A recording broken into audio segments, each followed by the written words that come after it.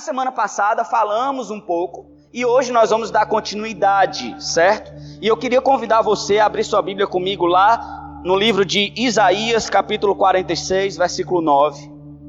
Isaías 46, 9. A palavra do Senhor diz: Eu sou Deus e não há outro.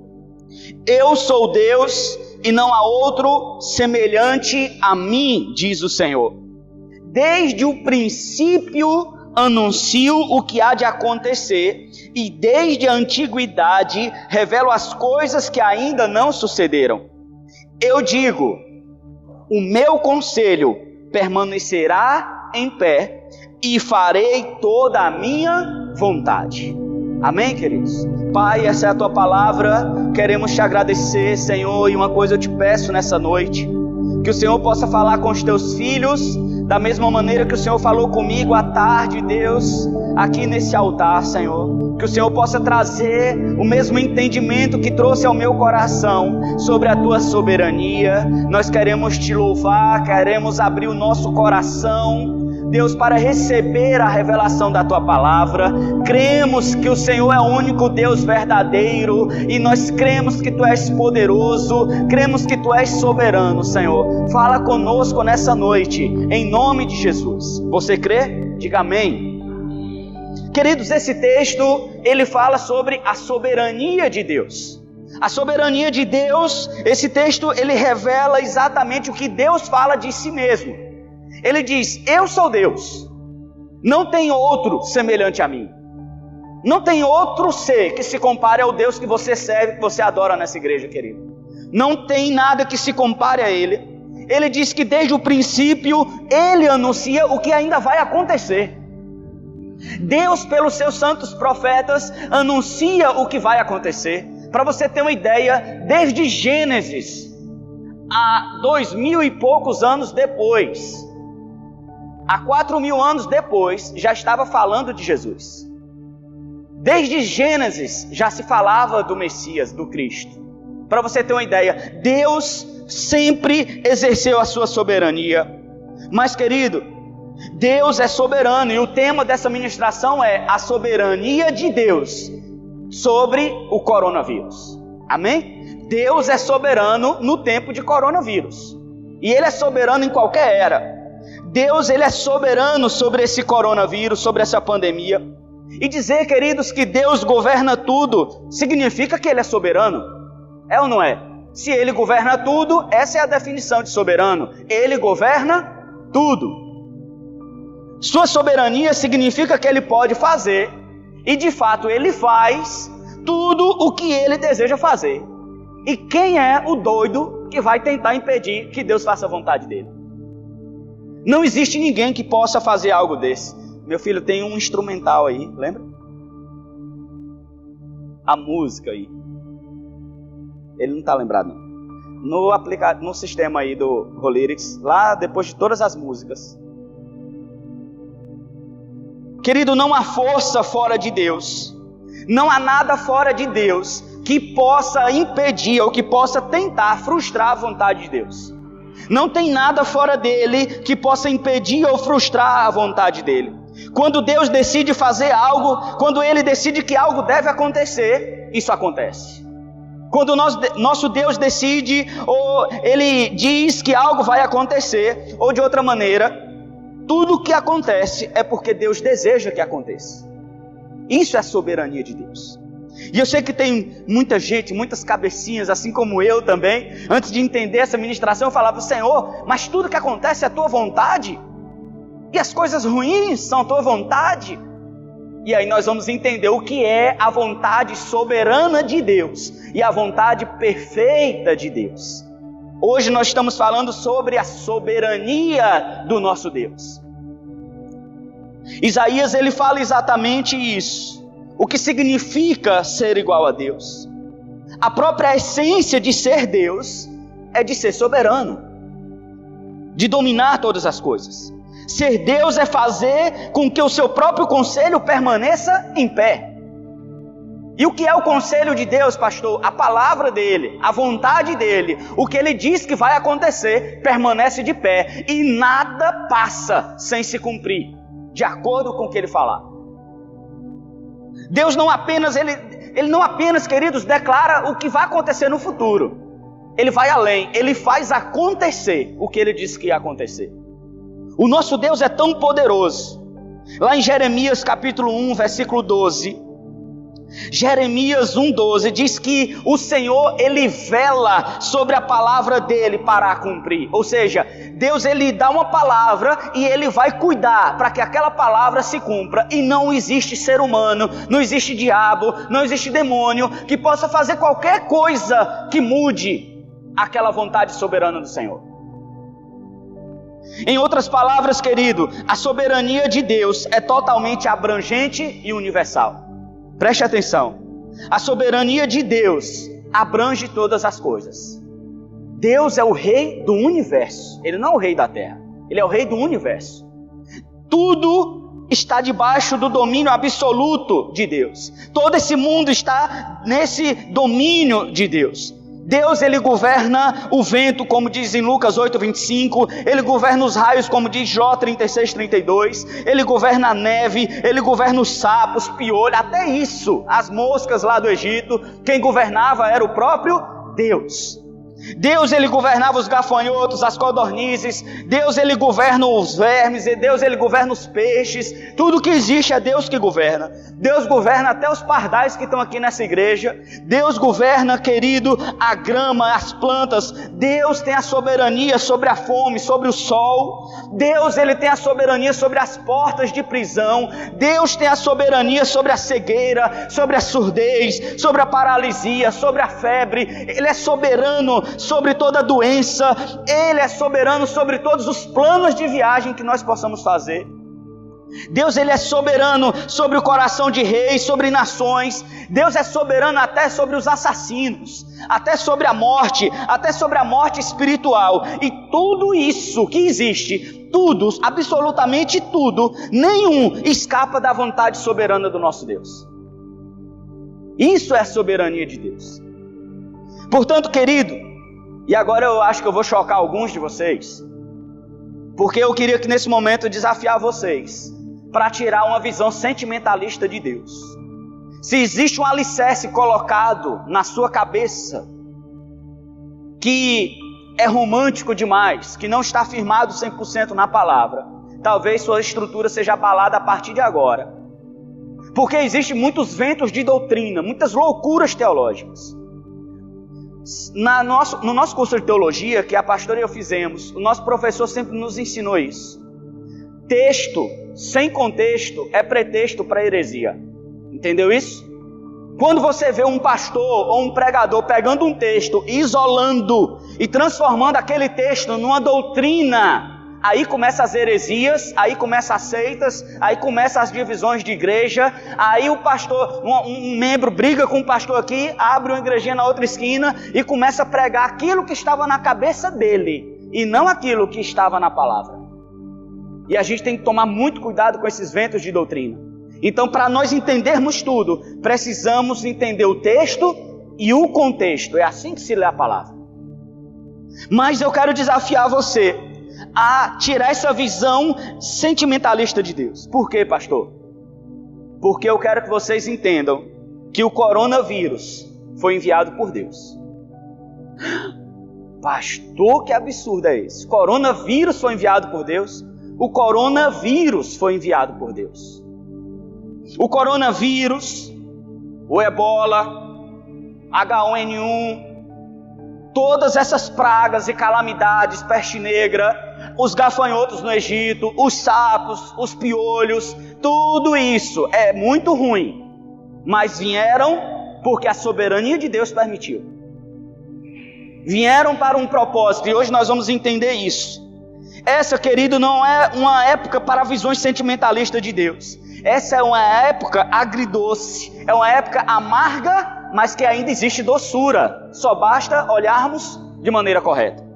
E Deus a ordenou. Deus, ele governa sobre essa época de pandemia e ele é que vai trazer o fim dessa pandemia. É o nosso Deus que vai trazer o fim dessa pandemia. Nenhuma parte está fora do seu domínio. Você pode dizer amém? Nenhuma parte dessa pandemia está fora do controle de Deus. Você entende isso? Qualquer pessoa que pegar o coronavírus, se eu pegar o coronavírus, é porque a soberania de Deus assim o permitiu. Entende isso? Então, querido, nós temos que ter essa visão. Portanto, quando nós refletimos sobre o nosso futuro com o coronavírus, temos que lembrar o que diz Tiago 4,15. Tiago 4,15. Se você passar por essa ou por qualquer outra situação onde há risco iminente de vida ou de morte, melhor dizendo, você precisa lembrar de Tiago 4,15. Essa palavra ela tem 3 tópicos. A primeira é essa, que você precisa entender que Deus é soberano sobre tudo. O primeiro tópico é Deus é soberano sobre tudo. Tiago 4,15 diz: se Deus quiser, não só viveremos, como também faremos isto ou aquilo. Tiago ele estava falando, o crente, o homem e a mulher de Deus, não pode dizer assim: Félix, amanhã nós vamos pintar essa parede. Não, Félix, se Deus quiser, viveremos e faremos isso aqui amanhã. Entende? Tudo que nós formos fazer, nós temos que dizer, se Deus quiser, se Deus permitir vivermos até lá, faremos isso ou aquilo. Então eu digo, querido, se Deus quiser, não só viveremos, como ganharemos nossa família para Jesus. Se Deus quiser, não só viveremos, como iremos prosperar nessa terra aqui. Se Deus quiser, não só viveremos, como abriremos dezenas e centenas de células nessa cidade. Se Deus quiser, não só viveremos, escaparemos desse Covid, como veremos a glória de Deus sendo manifestada aqui nessa igreja. É assim que nós vamos ter. Então, querido, se Ele quiser, nós vamos viver. Caso contrário, não viveremos. Se Deus quiser, viveremos. Caso contrário, não. Eita, pastor, o senhor não podia parar só naquele lugar ali que, se Deus quiser, viveremos. Mas, querido, Deus é que decide, sim ou não? Deus é soberano. Pastor, mas isso aí é uma boa notícia? Claro que é uma boa notícia, é ótimo. Porque a sua morte e sua vida está nas mãos de um Deus soberano, que é todo amor, que é toda bondade para com você. Nós precisamos entender. Segundo tópico dessa ministração é: o reinado de Deus é muito bom. O reinado de Deus é muito bom.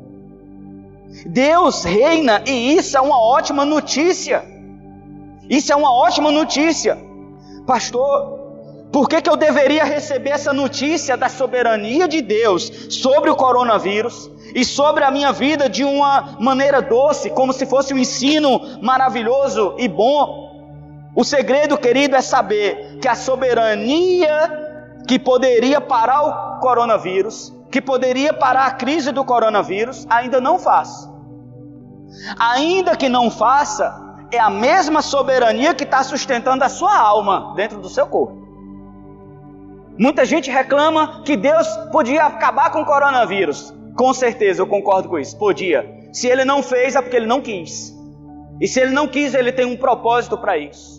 Entenda, queridos, você precisa hoje ter essa visão. Se o mesmo Deus que é soberano sobre o coronavírus e a pandemia ainda não acabou, então eu tenho que dar glória a Deus, porque é o mesmo Deus que está mantendo eu respirando.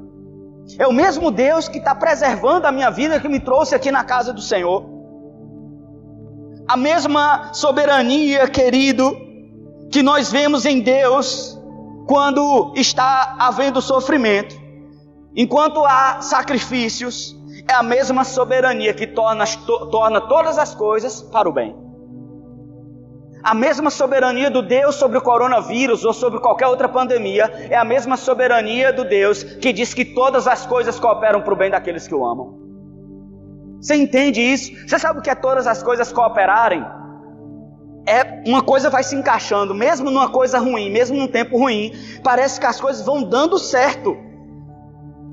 Vão dando certo para você, vão dando certo para aqueles que temem a Deus, mesmo para todo mundo está dando errado, mas a Bíblia tem uma promessa para aqueles que o amam, que todas as coisas cooperam para o bem dessas pessoas. O segredo está em amar esse Deus soberano. O segredo não está em acabar com o Covid. O segredo está em amar esse Deus que é poderoso e soberano. Porque mesmo durante a pandemia, aqueles que o amam sabem que todas as coisas estão se cooperando para o bem deles. Esse é o segredo. A mesma soberania que governa a doença é a soberania que sustenta durante a perda. Ontem estava conversando com um discípulo meu antigo. Ele foi embora com a esposa, foi para São Paulo, depois foi para Brasília. Há muitos anos eram nossos discípulos.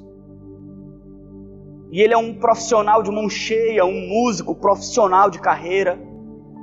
E a gente teve uma notícia, foi em março, não foi? Em março a esposa dele faleceu de câncer, uma mulher de Deus, discípula nossa. Passou 3 anos lutando contra o câncer. E aí ontem eu estava conversando com ele, eu falei, meu pastor, eu estou com saudade. Minha família toda é de Barreiras. Ele dizendo que a família dele, o pai dele é daqui. Eu não sabia. Olha que coincidência. E aí eu estava falando para ele, meu filho, não tem jeito fácil de passar por um luto. Porque para quem vai e serve a Deus é muito bom. Mas para quem fica, ainda que sejamos homens e mulheres de Deus, sentimos falta dos entes queridos que foram. E você precisa agora viver o seu luto. Buscar o consolo no Espírito Santo. E buscar viver, tem que viver o luto, é impossível não viver o luto. É um momento de tristeza, mas você vai vencer isso. E nós percebemos que o Deus que sustenta todas as coisas, é o Deus que nos sustenta durante uma perda. Quando eu perdi meu pai, foi Deus que me fortaleceu. Foi a soberania de Deus que me manteve firme de pé. Você já perdeu alguém que ama? Não é terrível? Se não fosse o consolo de Deus, nós não teríamos aguentado, querido.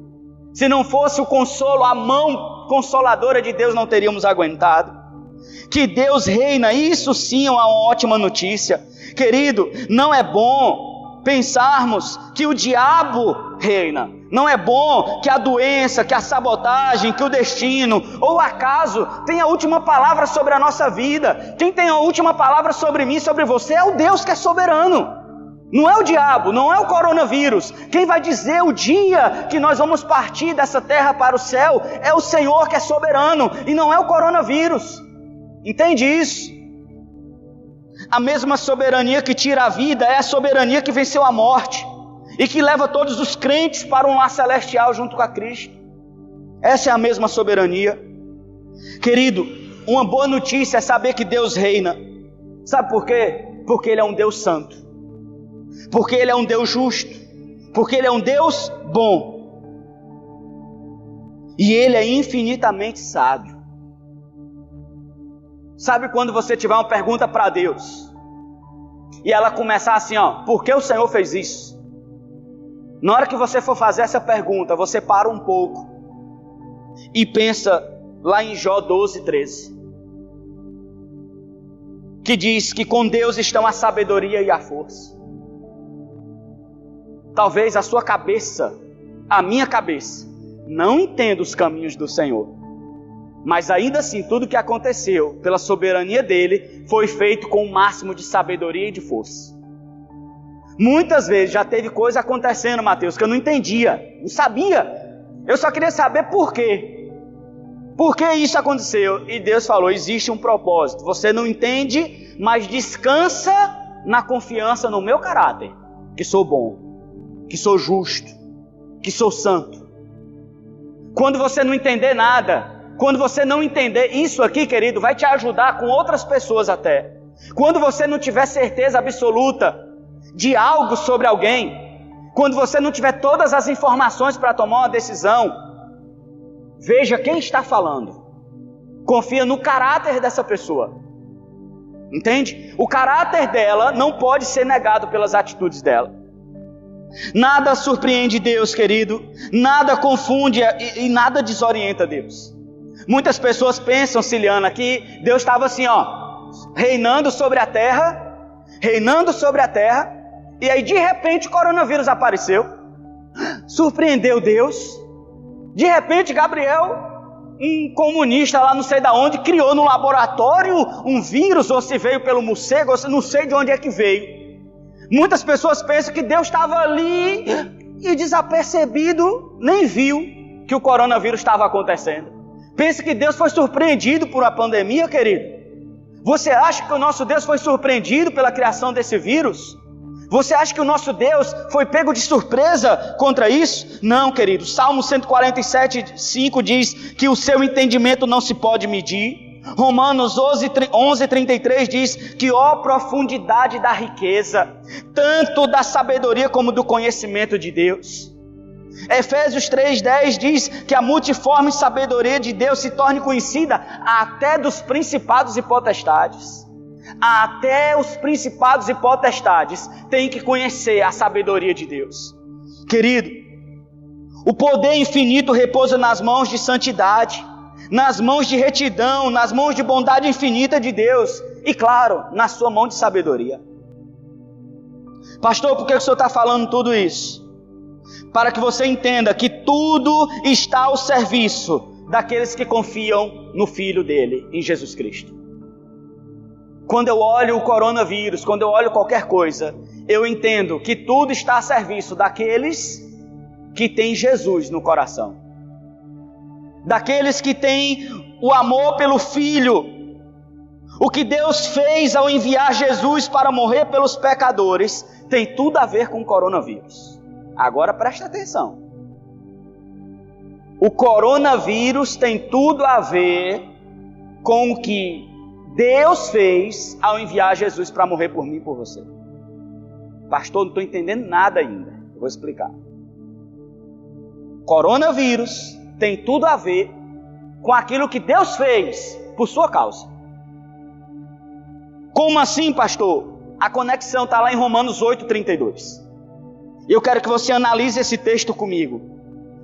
Querido, o que Deus me mostrou nessa tarde, estava orando aqui, o que Deus me mostrou, eu cheguei para Vanessa lá em casa, para a pastora, eu falei, amor, se eu conseguir transmitir para esse povo o que o Espírito Santo falou comigo nessa tarde, vai ser maravilhoso. Romanos 8:32. Aquele que não poupou o seu próprio filho, Deus fez o quê? Não poupou. Deus não poupou quem, queridos? Seu próprio filho. Ele podia ter poupado, mas não fez. Ele não poupou Jesus. Mas por todos nós, por mim, por você, por quem está lá fora, por todos nós, por quem está assistindo pela internet, por todos nós, Ele entregou Jesus. Será, e aí vem uma pergunta chocante, será que esse Deus que não poupou seu próprio filho, não nos dará graciosamente com Ele todas as coisas? Será que o Deus que não poupou seu próprio filho, não pode nos dar todas as coisas? Isso significa, querido, que a vontade de Deus de enviar o seu filho para ser crucificado em nosso lugar, é a sua declaração, é a sua validação, que Ele usará toda a sua soberania para nos dar todas as coisas. Deus é soberano. E Ele mostra que não poupou nem o Filho dele, para que pudesse nos dar todas as coisas. Será que não nos dará com Ele todas essas coisas? O texto diz. É certamente, querido, que Ele vai dar. Certamente Ele vai dar, porque é garantido pelo sangue do seu Filho. E agora eu quero que você entenda isso. Se Deus está dizendo que não poupou Jesus, eu quero que vocês vejam Jesus.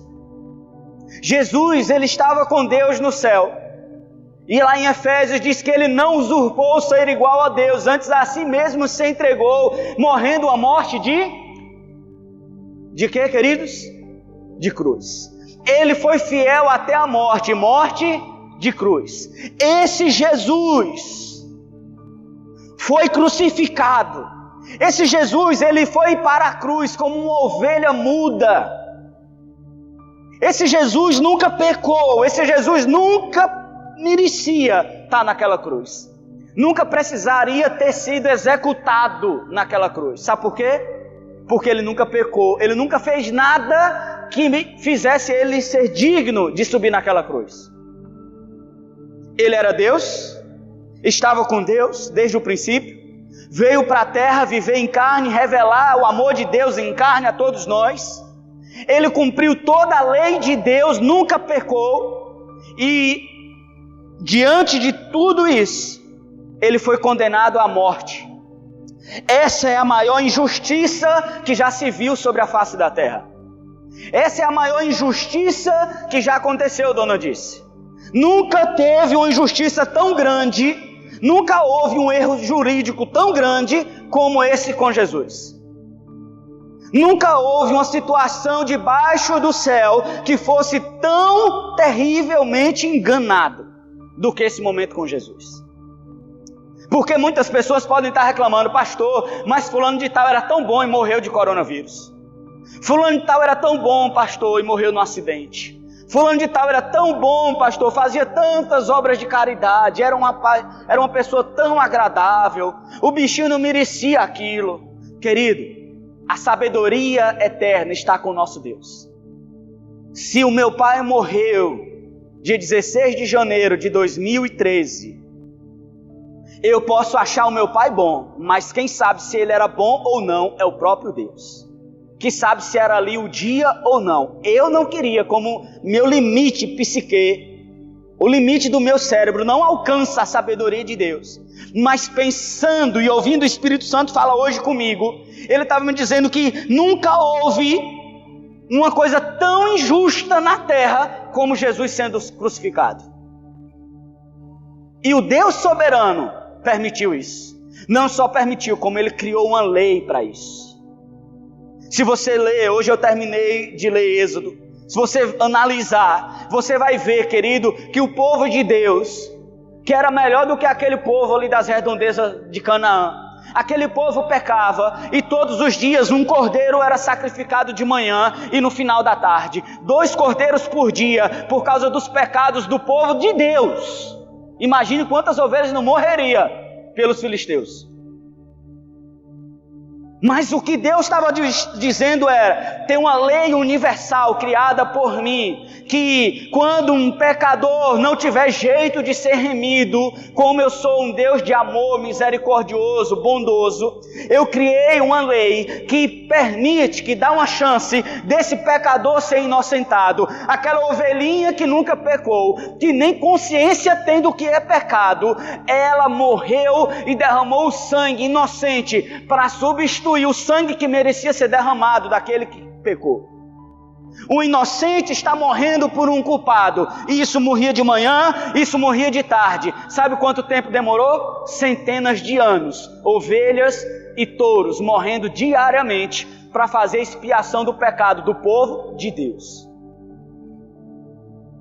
O que aquelas ovelhas estavam fazendo era apontando para uma era, para uma época onde viria, como diz João Batista, o Cordeiro de Deus que tira o pecado do mundo. E se você for estudar, querido, Hebreus, você vai entender que essa nova aliança, o sangue do Novo Testamento, o sangue de Jesus, Hebreus declara que é muito mais poderoso do que sangue de touros e sangue de ovelhas, porque esse sangue de ovelhas era oferecido todos os dias, porque não tinha tanto poder. Mas o sangue do Cordeiro de Deus foi oferecido de uma vez por todas sobre aquela madeiro, sobre a cruz. De uma vez por todas, o Cordeiro de Deus expiou o pecado, perdoou o pecado, substituiu o pecado de toda a humanidade para todo sempre.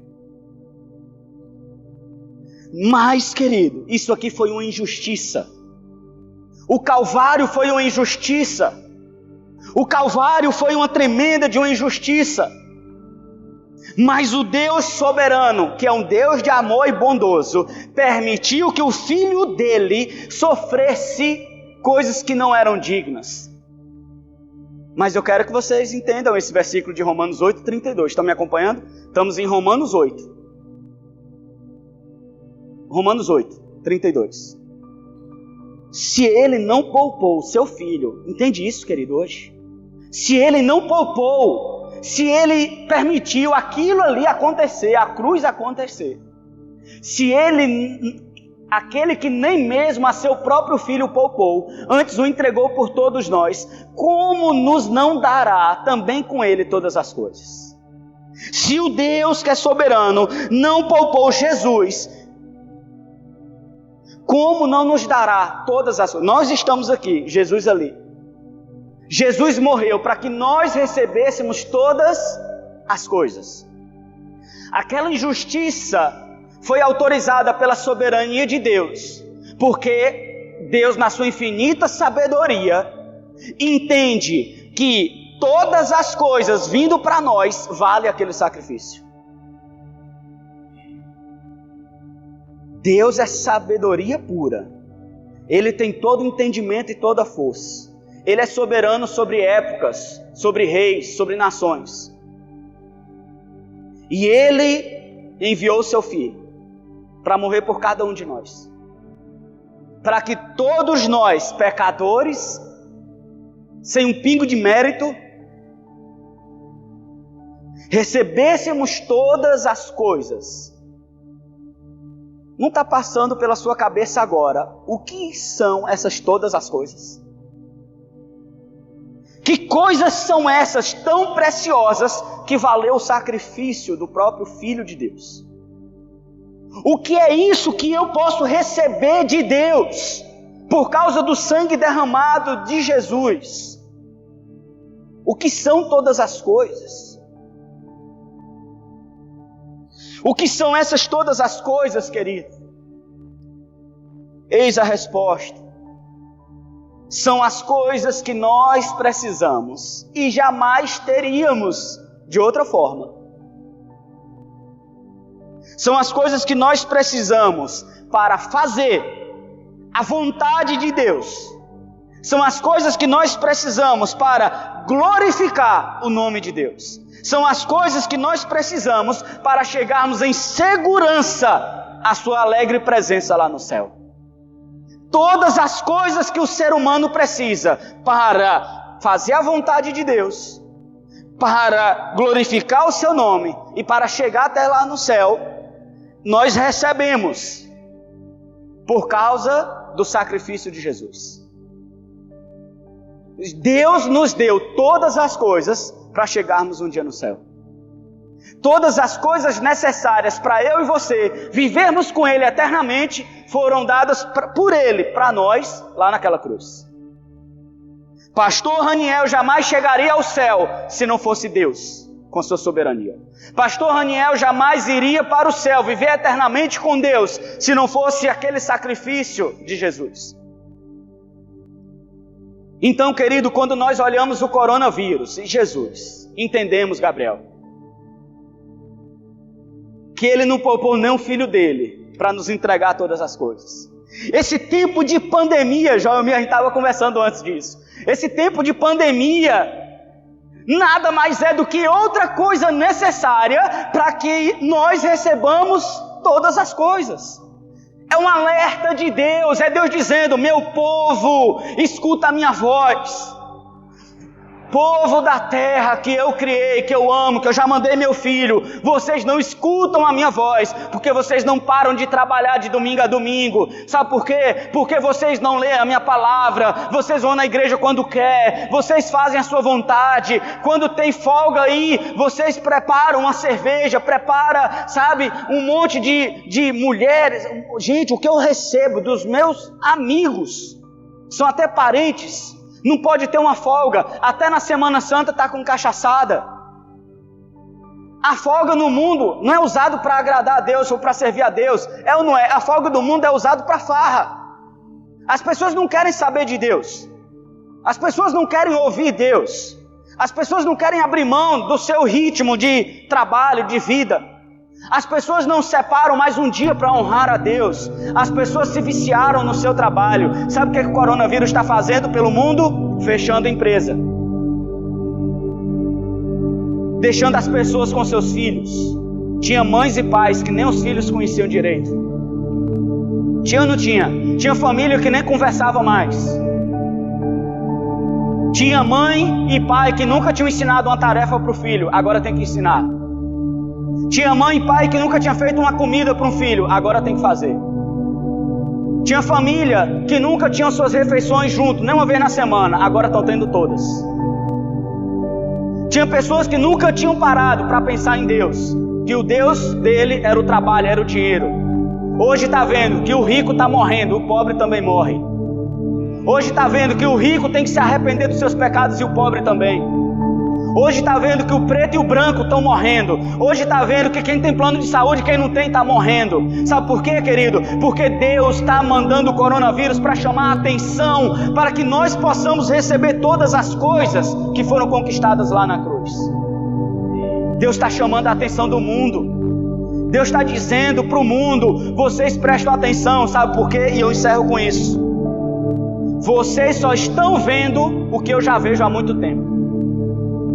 O coronavírus só veio para ser uma ilustração de todas as outras calamidades, assim como todas as outras catástrofes mundiais, assim como a peste negra que dizimou milhões e milhões de pessoas pelo mundo, assim como o ebola, assim como a gripe suína, assim como o tsunami de 2004, todas essas calamidades que acontecem na história, nós podemos ver claramente uma ilustração física do horror moral, do horror espiritual, da feiura espiritual que é o pecado na vida da humanidade.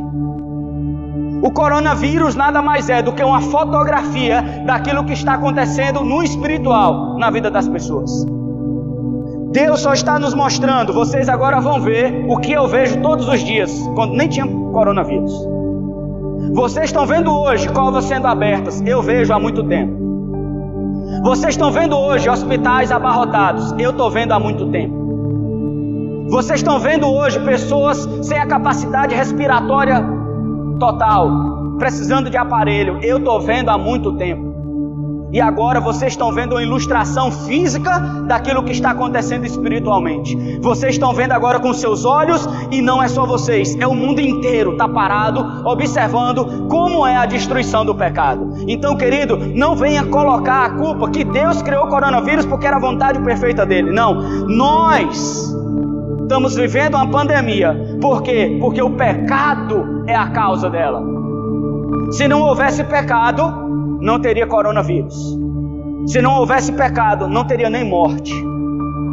De fato, querido, o pecado é o motivo de toda miséria física existir. Entende isso? O pecado é o motivo de toda miséria existir. O 3º capítulo da Bíblia, ele descreve essa entrada do pecado no mundo. Ele mostra que o pecado é a origem de toda devastação, de toda miséria global. Paulo, ele fala lá em Romanos 5,12. Abre aí, Gabriel, Romanos 5,12.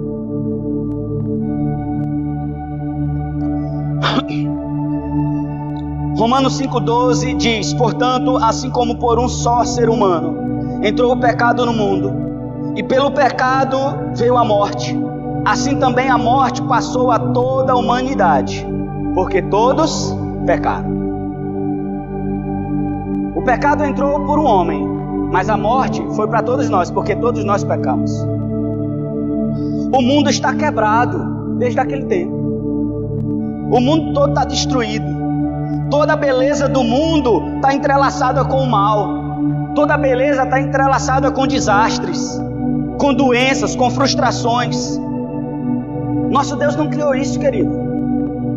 Deus criou tudo perfeito. Gênesis 1,31 diz que Deus viu tudo que havia feito, e eis que tudo era muito bom.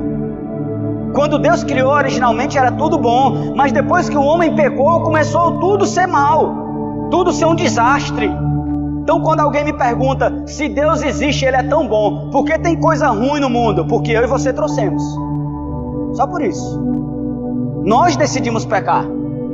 Nós decidimos negar a santidade do nosso Deus. Mas, querido, desde aquela queda de Adão, desde a queda da humanidade, desde quando o pecado começou a existir até os dias de hoje, a história da Terra, ainda que tenha seus lances de beleza, tem ou não tem? O mundo tem ou não tem algumas coisas de beleza? O mundo não é belo, querido? Não tem várias praias maravilhosas? Não tem várias atitudes de ser humano que é bonito? Pense numa coisa que agrada a gente, é ver um homem sendo bom, ajudando uma pessoa necessitada. Como é bom ver a natureza, como é bom ver os animais selvagens. Eu fico ali em casa, quando eu tenho um tempo, pego, ligo a televisão, vejo um documentário, é incrível. Dona disse, Lucinha estava lá em casa ontem, a gente parou ali um pouco para ver aquele programa, né, Dona disse? O povo tinha que pegar coisa velha, lixo, reformar e vender. Como era bonita as coisas que eles faziam, como o homem é dotado de criatividade. Mas querido, o que eu quero dizer? Que apesar do homem e da humanidade ter suas certas belezas, a história nada mais é do que uma esteira de cadáveres. Do que uma esteira transportando cadáveres desde a época que Adão pecou. Geração após geração morre. Entende isso? A cada 100 anos, bilhões de pessoas morrem. A história, desde o início, é uma grande esteira rolante, trazendo um monte de corpo. Se você acha, querido, que nós estamos assustados com esse monte de morte no Brasil, imagine o que Deus sente quando vê bilhões e bilhões de pessoas morrendo todos os anos, todos os séculos. A Bíblia, querido, não vê esse momento do coronavírus como algo naturalmente, como algo natural. Observando a palavra de Deus, nós observamos que esse momento de pandemia, é como o juízo de Deus no mundo cheio de pecado. Deus, ele tem um plano deslumbrante para uma nova criação, querido. Apesar do mundo estar desse jeito, a promessa de Deus para mim e para você é porque ele tem um plano maravilhoso para todos nós. Apesar do mundo estar triste, apesar do mundo estar cabisbaixo, lá em Apocalipse 21:4, Deus, ele prepara algo para nós. Ele diz: de todo olho eu enxugarei as lágrimas quando chegarem aqui na morada celestial. Deus, ele tem essa promessa para você. Pode chorar hoje, mas amanhã o próprio Deus vai enxugar suas lágrimas lá no céu, querido. Nós podemos chorar hoje, sofrer como todo mundo sofre, mas vai chegar uma época que aqueles que têm Jesus no coração terá todas as suas lágrimas enxugadas pelas mãos de Deus. Mas por enquanto, querido, estamos todos, e eu quero que você tenha sabedoria, todos estamos sobre o julgamento, sobre o juízo de Deus. Deus está submetendo o mundo à morte, à tragédia, à miséria, por causa do pecado da humanidade. Sim, queridos, até nós, os seus filhos, aquele que ele predestinou para a adoção, aquele que ele redimiu pelo sangue do seu filho Jesus, aquele que ele designou para a vida eterna, até mesmo nós sofremos e morremos por causa do juízo de Deus na queda.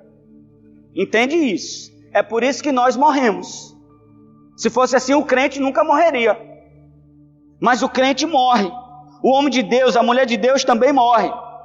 Porém, lá em Romanos 8:23, diz que nós temos as primícias do Espírito, mas igualmente gememos em nosso íntimo, aguardando a adoção de filhos, a redenção desse corpo. Esse corpo que você tem hoje, ele vai ser transformado. E isso é promessa de Deus. E uma coisa que muita gente pensa, quando a gente fala que Jesus vai voltar, algumas pessoas não acreditam. Mas se você for observar, todas as palavras, quando analisados os contextos, concordam com a volta dele. Porque quando ele sobe aos céus, 2 anjos estavam do lado dos apóstolos e falaram: por que vocês estão olhando para o céu? Eles estavam olhando com os olhos físicos, vendo, subindo, como se fosse um passarinho. Esse mesmo Jesus que está subindo ao céu, ele voltará do mesmo jeito. Em outra parte da palavra diz que todo olho verá e todo joelho se dobrará. Todo olho verá a volta dele. Mas não é só isso. Tem uma coisa importantíssima nisso. Que tem uma promessa na palavra dizendo que nós, a igreja, vamos nos encontrar com ele na região celeste, nos céus. Primeiro os mortos ressuscitarão. Nós que estamos vivos, se estivermos vivos, nós encontraremos com ele. E essa carne será transformada. É isso que Paulo está dizendo em Romanos 8:23. Esperando a redenção desse corpo. Porque nesse corpo só tem pecado. Só tem vontade de pecar. Nós seremos transformados antes de entrarmos no céu. Cristãos, queridos, são atingidos por tsunamis. Cristãos são mortos em ataques terroristas pelo mundo. Cristãos pegam o coronavírus. Pastor, mas o senhor disse que Deus é soberano? Sim. Em nenhum momento da palavra Deus prometeu te isentar do transcorrer normal da humanidade. Ele diz que sobre o ímpio e o justo o sol nasce. Sobre o ímpio e o justo a chuva cai. Enquanto houver sol, enquanto houver lua, enquanto houver mares, haverá frio e calor, morte e vida, doença e cura, haverá plantação e colheita. A diferença, querido, que para nós cristãos, aqueles que abraçam Jesus como seu tesouro supremo, é que a nossa experiência com essa morte não é condenatória. Quando o ímpio peca e ele morre, ali é a condenação dele. Quando o crente morre, aí se cumpre Romanos 8:1, porque já não existe nenhuma condenação para os que estão em Cristo Jesus. Quando o cristão morre, não é condenação, é purificação, é essa transformação que precisamos. Quando um ímpio morre, é muito triste. Já fiz velório de ímpio. Já me chamaram para fazer o culto fúnebre de um ímpio. É triste. O que um pastor vai pregar? Eu não posso mentir. Então eu desvio a atenção dali, para não ofender ninguém, porque a verdade de Deus é clara. Mas já fiz velório de crente. É muito diferente, querido. É muito diferente. Fiz velório do meu tio. Quando a gente chegou no acampamento de carnaval, na hora que a gente desceu do ônibus, eu fui para a rodoviária pegar outro ônibus e fazer o velório dele 7 horas da manhã. Passar a madrugada lá, para 7 horas enterrarmos meu tio. Crente, batizado, se converteu com 85 anos, cego. Se converteu, foi batizado. Foi totalmente diferente. No enterro dele teve louvores. No enterro dele teve alegria. Como é que pode você colocar um negócio desse na cabeça de um ímpio? Como é que você... Não adianta nem a gente discutir com o ímpio sobre a morte. A visão da morte para o crente é algo maravilhosa, mas para o ímpio é uma tragédia. Nós cristãos que temos Jesus no coração, temos que entender que nós não vamos para o inferno, nós vamos para o céu, porque Jesus fez isso por nós. A dor para nós não é punitiva. 1 Tessalonicenses 5:9. A Bíblia diz que Deus não nos destinou à ira. Lembra da pregação passada? Quer vivamos ou morramos, estaremos sempre com nosso Deus. Nós morreremos de doenças ou desastres. Todo ser humano morreu de doença ou de algum desastre. Se Jesus não voltar antes, todos nós que estamos aqui teremos o mesmo caminho. Ou morreremos doentes, ou morreremos com algum desastre.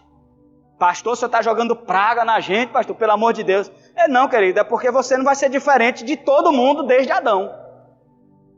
Eu não vou ser diferente. A não ser que nós sejamos a geração que o Messias volte a segunda vez. Mas para aqueles que estão em Cristo, a condenação da morte foi removida, como diz 1 Coríntios 15:55.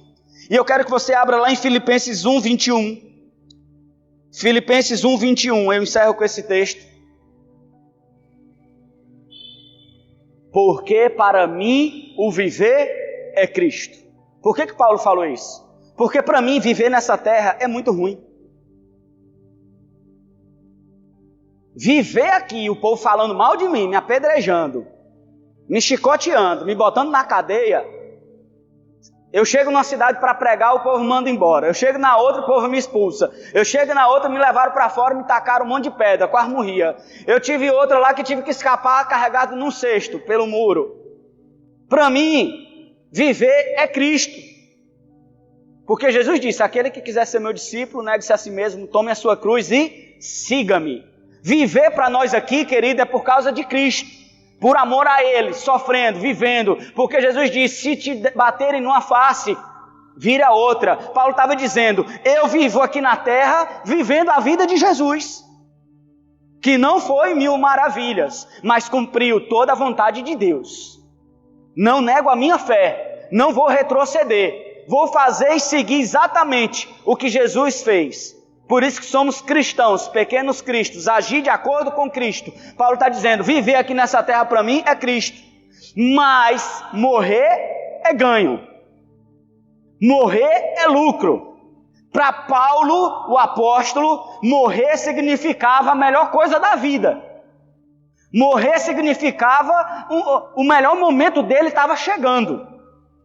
O auge da existência dele não era aqui na terra. Ele era ansioso. Ele acordava todo dia. Será que é hoje? Será que eu vou morrer hoje? Será que é hoje que Jesus vai me levar? O cristão, querido, ele não precisa cometer suicídio. Eu não quero que ninguém morra hoje ou amanhã. Eu mesmo não quero morrer hoje ou amanhã. Nenhum de nós torce para alguém morrer hoje ou amanhã. Eu estou dizendo que enquanto vivermos aqui, vamos viver a vida de Jesus, do Cristo. Mas no dia que chegar a vontade soberana de Deus da nossa partida, será ganho e não perda. Será lucro e não prejuízo. Entende isso? Deus sabe o dia da nossa partida. E esse dia, quando chegar, será ganho e não perda. Filipenses 1, 23. Só passa 2 versículos. Mas de ambos os lados estou em aperto, tendo o desejo de partir. Olha só, não sou eu que estou inventando. Paulo está dizendo que tinha desejo de partir e estar com Cristo, porque isso é ainda muito melhor. Eu não exijo que todos vocês tenham esse pensamento de Paulo. Eu tenho. Eu já sonhei com a minha morte. Já sonhei umas 3 vezes. Sonhei caindo de um muro. Sonhei cair, é só caindo. Não sei, é só caindo a morte. Sonhei um dia com meu irmão, eu e ele morrendo. A gente sabia que os dois iam morrer. Mas eu falei para ele. No sonho ele gritava e eu ria. No sonho eu estava lá em Corrente, junto com o meu irmão na casa da minha avó. E só tinha nós dois na casa. E veio um tornado, que nem existe aqui no Brasil. Um tornado só vai até F5, esse era F10. Um tornado gigantesco que arrancou a casa toda do chão. E a casa toda começou a subir. A gente estava brincando com o tornado quando ele estava longe. Na hora que chegou perto, a gente correu para dentro da casa. Meu irmão foi para debaixo da mesa que tem na cozinha. E eu fiquei na porta do quintal, para ver, que eu sou curioso. E aí, querido, quando aquela casa começou a subir 5 metros, a gente nem ligava, nem entendia direito. Quando subiu 10 metros, começamos a ficar receosos. Quando estava lá em cima, meu amigo, não parava de subir. Meu irmão começou a gritar, desesperado, chorando. E a gente chegou a uma conclusão. Se está subindo desse tanto, quando esse tornado parar, essa casa vai fazer o quê? Vai cair. Foi esse o pensamento que veio nele e em mim no sonho. Se está subindo, vai cair. E a gente pensou, na hora que cair, não vai sobrar nem arcada dentária para o exame. Mas enquanto estava lá em cima, a casa começou a cair. E ele começou a gritar mais forte, mais forte. E eu falava assim para ele, meu irmão, conserta a sua vida com Deus agora. Ainda dá tempo, antes que a casa caia, ainda dá tempo.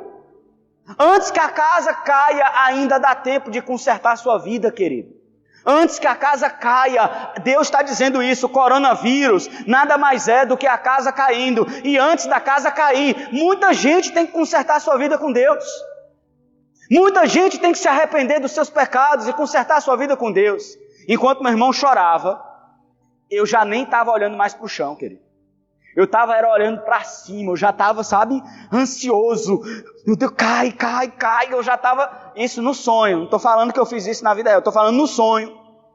E eu querendo a casa chegue logo no chão, porque eu sabia que na hora que ela triscasse, era como se fosse um teletransporte para o céu. Mas eu não sei porquê, na hora que a gente morre, a gente acorda. Você já teve esse tipo de sonho? Não é interessante? Na hora que a gente está em cima do muro, na hora que cai, acorda. E tem sonho tão ruim, que depois que meu pai morreu, eu sonhei várias vezes com ele morrendo. E no sonho eu falava, isso não é verdade, acorda. Eu tentava, acordar. Você já teve situação na sua vida que foi tão ruim que você quis acreditar que era um pesadelo, tentava acordar e não acordava? Eu já tive também momentos como esse. Depois de algum tempo, eu fui entender que não tinha como acordar do pesadelo com a morte do meu pai. Era real. Depois de algum tempo tentando me beliscar, eu peguei várias vezes na hora de dormir, me beliscando, dando tapa na cara, vendo, sabe, sem acreditar que meu pai tinha morrido. Eu não acreditava. Eu acordava de noite e ia lá no quarto dele só para ver se ele estava lá ou não. Passei muito tempo sem apagar o número de celular dele, do meu celular, esperando que eu tivesse só um pesadelo. Mas nunca acordei desse pesadelo. Foi real. E esse pesadelo tem acontecido na vida de muita gente por causa do coronavírus. E a gente não se alegra por alguém morrer por coronavírus. E nem desejamos que ninguém pegue o coronavírus. Mas com o entendimento da palavra entendemos que o nosso Deus é soberano. E tudo que está acontecendo faz parte da vontade soberana dele. E o que ele está fazendo é chamando a atenção para todo mundo consertar a sua vida antes que a casa caia. Queridos, Deus é soberano. Deus está cuidando de você. Deus está guardando você, querido. Deus está guardando sua família. Deus está guardando sua vida, sua saúde. E saiba de uma coisa, o seu Deus, que você adora todo domingo aqui junto conosco, é o Deus que está no controle dessa pandemia também. Se você pegar ou não pegar, é Deus que vai saber, como diz Tiago 4. Se você vai viver ou morrer, quem sabe disso é Deus. Não é o diabo, não é o coronavírus, não é qualquer outra doença, entende? Viva cada dia sabendo que você está nas mãos de um Deus que é soberano. Amém? Fique de pé em nome de Jesus. Queria orar. Espero que Deus tenha falado contigo, querido. Essa é a segunda de 4 ministrações. Deus é soberano. Nas próximas veremos como Ele vai nos levar com todas as coisas, Lucinho, que Ele nos dá lá para o céu. Aquele que não poupou o seu único filho para te dar todas as coisas. Será que você tem todas as coisas? Será que você chegou aqui hoje sem nenhuma expectativa, pensando que seria uma noite normal, uma noite qualquer? Mas eu queria que nesse momento você fechasse os seus olhos e pensasse nesse texto de Romanos 8. O seu Deus que você adora não poupou o seu único filho por sua causa, para que você recebesse todas as coisas graciosamente, pela graça. Todas as coisas que você precisa para conhecê-lo, todas as coisas que você precisa para voltar para Ele, todas as coisas que o homem precisa para ser realiançado, para ressuscitar espiritualmente, todas essas coisas Deus nos deu graciosamente por causa do sacrifício de Jesus na cruz. E se Ele nos dá todas as coisas, é todas as coisas, querido. Não se angustie, não se desespere, não se perturbe por aquilo que está faltando na sua vida. Não se perturbe, não se desespere. É uma promessa de Deus. Se você está em Cristo, todas as coisas estão cooperando para o seu bem. Se você ama a Deus, todas as coisas estão cooperando para o seu bem. Nada que aconteça na terra é em vão. Tudo tem seu determinado fim, seu determinado propósito. Saiba, querido, que você é tão valioso, você é tão precioso, que você foi avaliado. E Deus tomou uma decisão na sua infinita sabedoria, que para salvar você, valia a pena mandar o único filho dele à terra morrer na cruz. Saiba, querido, que não foi para salvar todos nós. Se só existisse você na terra, Jesus teria vindo e morreria na cruz só por você. Entende? Deus, Ele não está pensando na humanidade num todo. Ele é um Deus tão poderoso que Ele, na sua sabedoria, no seu entendimento, Ele consegue analisar você individualmente. Ele conhece você, Ele sabe quantos cabelos tem na sua cabeça. Ele declara que cada folha que cai de uma árvore é com a permissão dEle. A Bíblia diz que Ele veste os lírios do campo, Ele alimenta os pardais, os pássaros que não ajuntam em celeiros. Quanto mais Ele vai fazer por sua causa, querido, quanto mais Ele não faz por você. Ele tem cuidado de você, Ele tem providenciado tudo aquilo que você precisa. O mais urgente Ele resolveu na cruz. O mais urgente Ele resolveu na cruz. Aquilo que empresa nenhuma conseguiria, Ele nos deu na cruz. Aquilo que dinheiro no mundo não compraria, Ele conquistou para você lá na cruz. Não tem nenhuma empresa no mundo que foi capaz, não tem ser humano no mundo, por mais bom que seja, ou tente ser, que tenha escrito o seu nome no livro da vida por mérito próprio. Não existe. Moisés não conseguiu, Abraão não conseguiu, o rei Davi não conseguiu, Isaías, Elias não conseguiram, eu e você também não conseguimos. Por isso, querido, lá na cruz, com aquele corpo dilacerado, com aquele sangue derramando, lá na cruz, todas as coisas que você e eu precisávamos para chegar no céu, foi entregue a cada um de nós.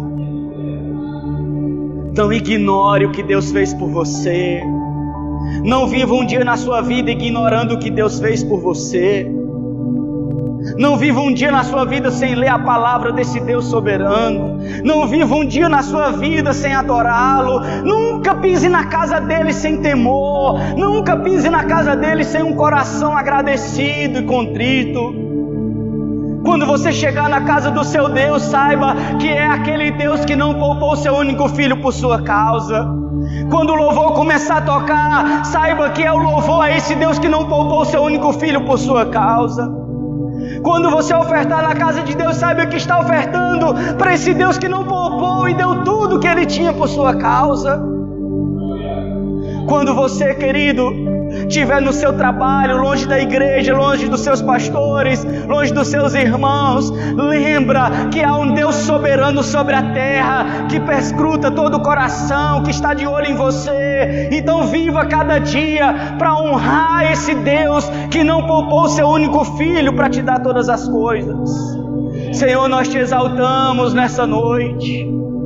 Levantamos um altar de adoração ao Deus soberano, o nosso Deus de amor, o nosso Deus misericordioso, o Deus que é bom em todo o tempo, o Deus que não poupou seu único filho, antes o entregou para nos dar graciosamente todas as coisas.